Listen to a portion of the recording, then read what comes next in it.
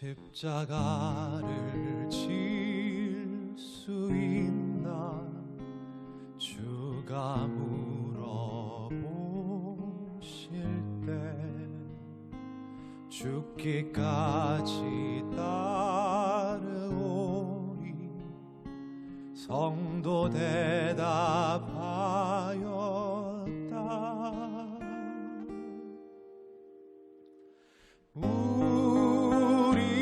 우리의 심령 주의 것이니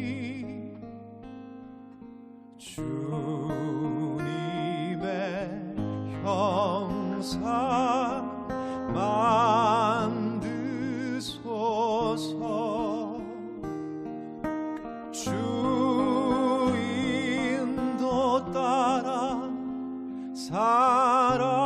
살아갈 동안 사랑과 충성을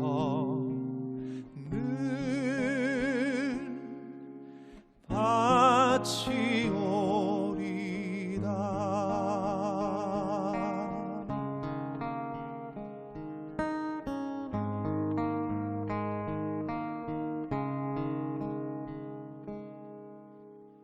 이런 일 다 할 수 있나 주가 물어보실 때 용감한 자 바울처럼 선뜻 대답하리라.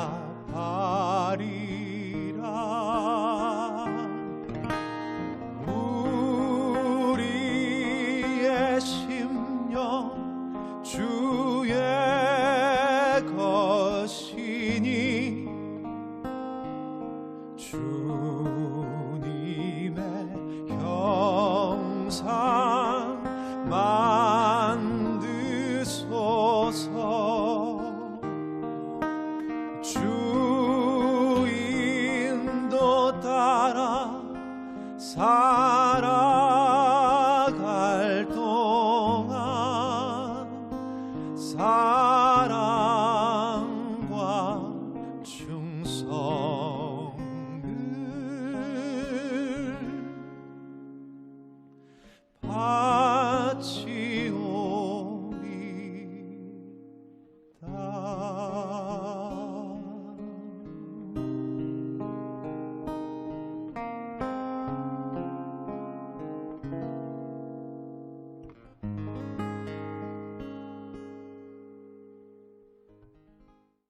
오늘 우리에게 주시는 하나님의 말씀은 로마서 1장 16절에서 17절의 말씀입니다.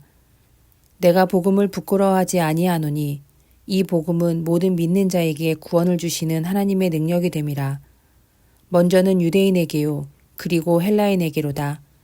복음에는 하나님의 의가 나타나서 믿음으로 믿음에 이르게 하나니 기록된 바 오직 의인은 믿음으로 말미암아 살리라 함과 같으니라. 아멘. 윌리엄 스왈른 선교사님은 1893년 평양 및 관서지방의 개척 선교사로 파송을 받았습니다. 스왈른 선교사님은 한국인들이 정말 잘 되기를 바랬습니다. 영혼의 구원과 함께 삶의 어려움도 개선되기를 바랬습니다.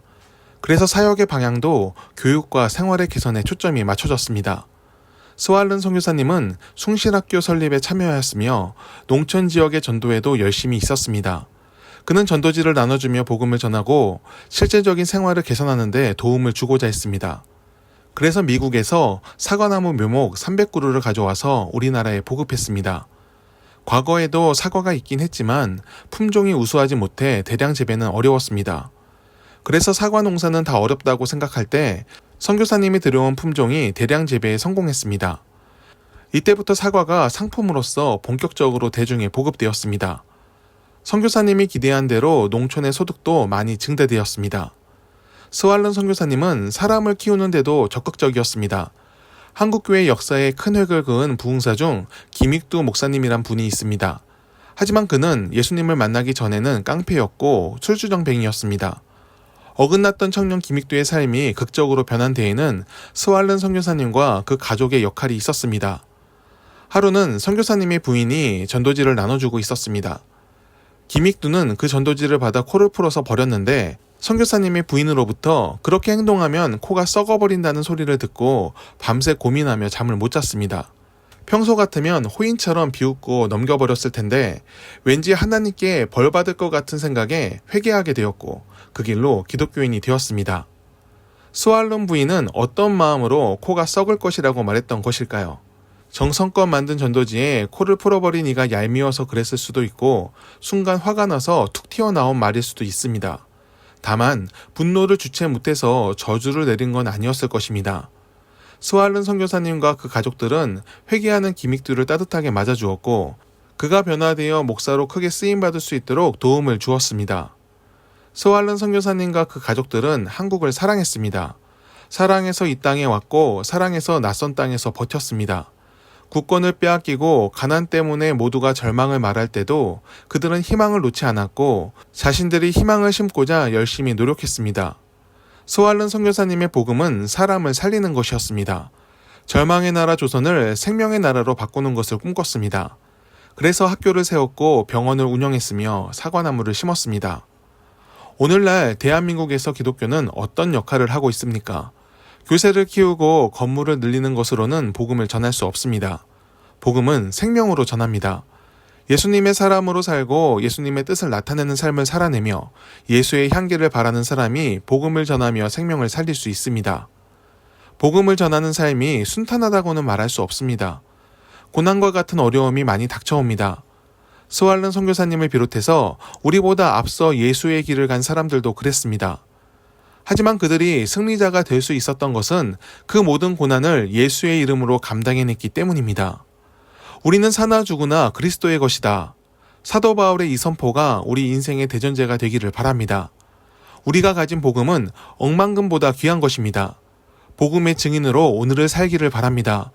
우리가 복음의 증인이 되었을 때 많은 믿음의 사람들을 이끌었던 그 하나님의 손길이 우리의 삶을 이끌어 갈 것입니다. 믿음으로 인생의 길을 완주하는 우리의 삶이 되기를 축원합니다. 기도하겠습니다.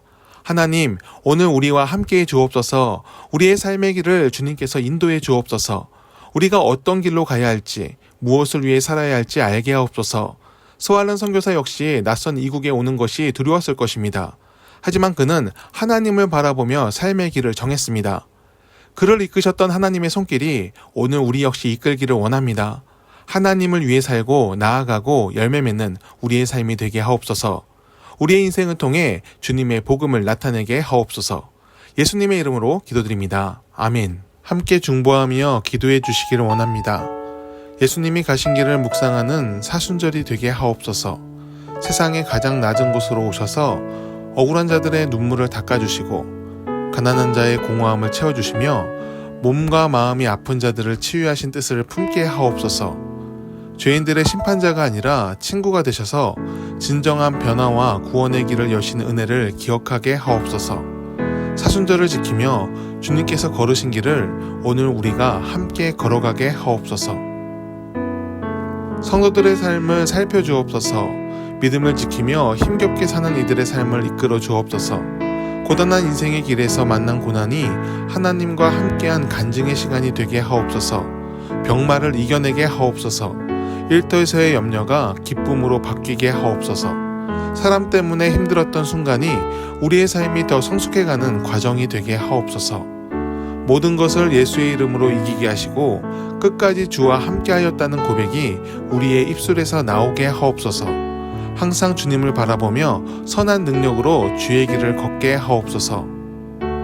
이 땅의 교회들을 지켜주시기를 원합니다. 하나님의 부르심에 순종하여 복음이 들어온 지 140년이 되었습니다. 선교사들의 헌신과 희생으로 성장한 한국교회가 다시금 일어나게 하옵소서. 한 영혼이 돌아옴을 기뻐하셨던 예수님의 마음을 품어 우리가 진정 추구해야 할 가치인 사랑을 잊지 않게 하옵소서. 영혼의 돌아옴을 기뻐하며 긍휼과 희생, 정직과 평화를 나타내는 교회 공동체가 되게 하옵소서. 주여, 이 땅의 교회들을 긍휼히 여기사 주의 일이 속히 나타나게 하옵소서. 교회가 심판의 대상이 되지 않고 축복의 통로가 되도록 온전함으로의 회개와 회복을 베풀어 주옵소서. 우리 대한민국을 위해 기도합니다. 갈등과 분열을 극복하고 다시금 하나가 되게 하옵소서. 이념을 뛰어넘어 모두가 좋은 이웃이 되게 하셔서 함께 선을 이뤄가게 하옵소서. 국민을 분열시키는 정치 지도자들을 징치하시고 선한 뜻을 품고 국민을 위하는 지도자를 세워 주옵소서.